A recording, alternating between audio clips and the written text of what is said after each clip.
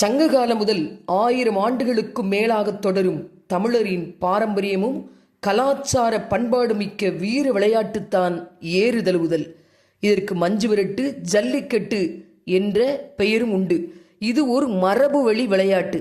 இதற்கு ஜல்லிக்கட்டு என்று பெயர் ஏன் வந்தது என்று பார்த்தால், அந்த நாட்களில் சல்லிக்காசு எனப்படும் இந்திய நாணயங்களை துணியில முடிஞ்சு மாட்டின் கொம்புல கட்டிவிடும் பழக்கம் இருந்துச்சு. அந்த மாட்டை அணைத்தல் அல்லது அடக்குகிற வீரருக்கு அந்த பணமுடிப்பு சொந்தமாகும். இந்த பழக்கம் பிற்காலத்தில் சல்லிக்கட்டு என்று மாறி பேச்சு வழக்கில் திரிந்து ஜல்லிக்கட்டு என்று ஆயிற்று. ஏறு தழுவுதல் என்பது, ஏறு என்பது காளை மாட்டை குறிக்கும். தழுவுதல் அப்படின்னா அணைத்தல் என்று பொருள். தமிழனின் வாழ்வியலோடு இணைந்தது காளை என்பதால் அதை அடக்குதல் என்று சொல்லாமல் ஏறு தழுவுதல், தழுவி அடக்குவது என்பது இந்த விளையாட்டு.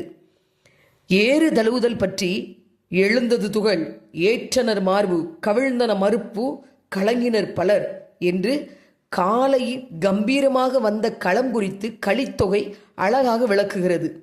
தமிழர்களின் பாரம்பரியமிக்க இந்த வீர விளையாட்டிற்கும் பிரச்சனை வந்தது.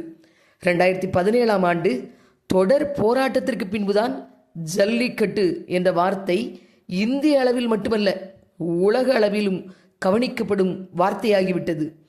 சிந்து சமவெளி நாகரிகத்தில் ஹரப்பா, மொஹஞ்சோதரா அகழ்வாராய்ச்சியில் திமில் காளை உருவம் கிடைக்கப்பட்டது.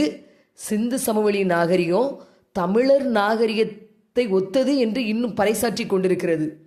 அழிந்து வரும் தமிழனின் கலாச்சார வரலாற்றில் மிச்சமிருப்பது இந்த ஜல்லிக்கட்டு மட்டும்தான். இது நம் இனத்தின் அடையாளம். தமிழ் மண்ணில் இன்னும் உயிர்ப்புடன் இருக்கும் தமிழ் மரபை காட்டும் ஜல்லிக்கட்டை நினைத்து பெருமைப்படுவோம். வாடி வாசலில் திமிரி வரும் காளைகளையும் அதை அடக்கும் வீரர்களையும் வாழ்த்துவோம், போற்றுவோம்.